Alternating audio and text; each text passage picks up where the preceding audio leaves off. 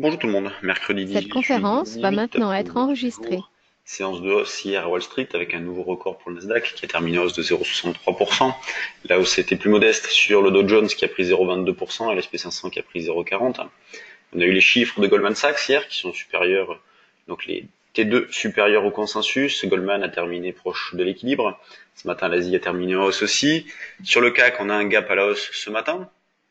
Donc le futur échéance juillet est actuellement à 5449 points. On vient de franchir les derniers plus hauts, donc on a une amélioration en cours. On le constatait déjà depuis pas mal de temps, puisqu'on voyait bien que le marché tenait plutôt pas mal. Et pour transformer l'essai, eh bien, il fallait franchir cette résistance de 5440. Voilà, c'est chose faite. Donc maintenant, on va travailler davantage à l'achat. Et juste pour revenir sur la séance d'hier, une nouvelle fois, il a fallu attendre la fin de séance pour que la situation se décante, avec des pressions techniques qui font toujours bouger le marché, qui sont supérieures aux intérêts fondamentaux. Donc il y a toujours un manque d'intérêt directionnel, mais ce sont donc les pressions techniques avec les deadlines hier de fin de séance qui expliquent la forte reprise du CAC. On verra le DAX après, la reprise a été encore plus violente. Donc achat sur repli maintenant sur le CAC. Concernant la suite, eh bien, il y a toujours de quoi se poser des questions, il y a toujours des menaces, mais en même temps de l'espoir. Donc, c'est pour ça que je pense que les stratégies de synthétique sont parfaitement adaptées à la situation, ce qui permet de travailler sereinement, d'accumuler des écarts. Et hier, ça a d'ailleurs été un festival, puisque, souvenez-vous, les niveaux que je vous proposais à l'achat, c'était notamment jusqu'à 5380. Le support a été parfaitement validé. Et nous, dans la salle des marchés ou même sur le trade du jour, on s'est régalé avec des achats réalisés dans cette zone-là que l'on a vendu jusqu'à par exemple 13,5 ici, donc c'est vrai que ça fait un bel écart. Là, l'achat qu'on va essayer de faire va être le plus proche possible de 20 par exemple, 20-25. Si le marché s'arrête par ici, si on fait une nouvelle extension, eh bien on verra pour rapprocher ce niveau-là. Tout à l'heure, je vous parlais du DAX, donc lui, il a franchi la zone des 12 630, donc il a été un petit peu en avance sur le CAC, dans la mesure où notre pivot sur le DAX 12 630 a été franchi, alors que sur le CAC, les 5 440 ont été dépassés ce matin.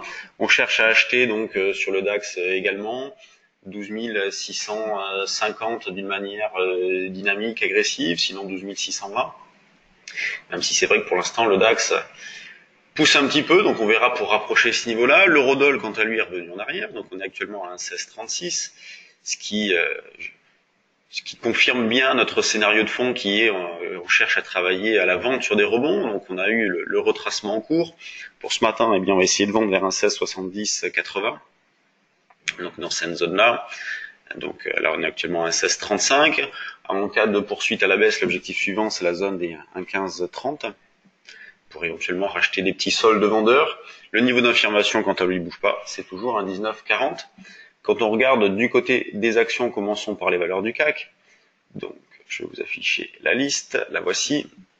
Donc, est-ce que l'on a toujours une grande régularité avec Carrefour en sous-performance, donc toujours baissier, Arcelor plus forte hausse, ST Micro la suite près, Valeo, donc on voit que le secteur de l'automobile est plutôt pas mal, donc on a Valeo, Peugeot qui se comportent plutôt bien, Renault pas loin non plus.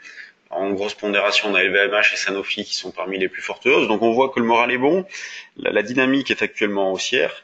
Donc on le voit également sur les valeurs. Vendredi, on aura l'échéance, donc le volume va augmenter mécaniquement. Hier, il est resté faible puisqu'on a dépassé à peine les 2 milliards 3, me semble-t-il. Mais donc là, il va augmenter en fin de séance. Hop, combien on a fait hier précisément? C'est ça, 2 milliards 3.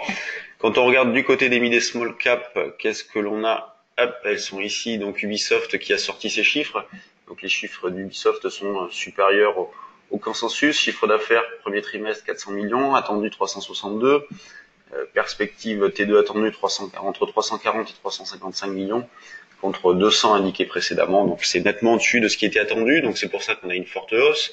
On a Virbac aussi, Poxel, Nokia, Groprit, Euronext. Donc on voit qu'il y a de l'intérêt sur les valeurs, donc le moral est plutôt pas mal pour ce matin. Moi je surveille toujours Altran, j'en ai fait un petit peu hier, je proposais sur le trade du jour aussi, sur les 8,5, alors c'est un petit pari, hein. C'est vraiment par rapport à ce que l'on dit, ça change de ce que l'on dit habituellement, à savoir bon, faut pas acheter des valeurs qui ont fortement baissé, il faut attendre un signal. Là, pour l'instant, il n'y a rien du tout, c'est une petite anticipation, donc c'est une petite ligne, considérant que la baisse des derniers jours a été excessive. Quand on regarde un petit peu à droite à gauche les recommandations, bon, elles ont été abaissées légèrement, mais on reste toujours autour des 13-14 euros sur cette valeur-là, donc il y a du potentiel. Moi, j'en ai fait un petit peu, c'est vraiment une toute petite ligne.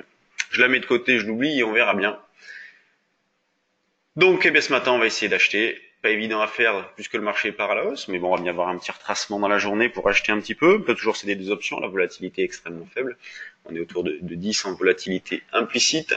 Donc ça ne coûte pas cher de se couvrir sur des options ou de prendre des paris directionnels via les options. Il faut jouer ça en priorité, je pense.